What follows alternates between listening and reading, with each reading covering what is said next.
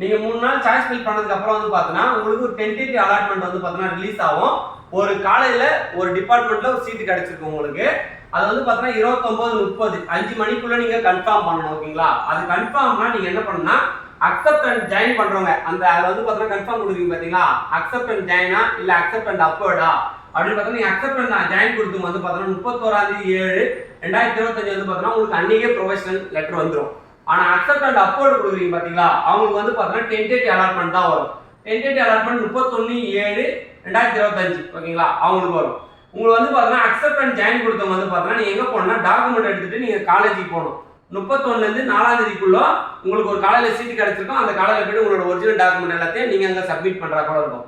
ஆனால் accept and upward கொடுத்தவங்க 31ஆம் தேதியிலேருந்து 4ஆம் தேதி வரைக்கும் நீங்கள் அதுக்குள்ளே டிஎஃப் சென்டரில் போயிட்டு உங்களோட டாக்குமெண்ட் எல்லாம் சப்மிட் பண்ணணும். அங்கே ஒரு பேமெண்ட் கேட்பாங்க, அந்த பேமெண்ட்டை நீங்கள் அங்கே கட்டிடணும்.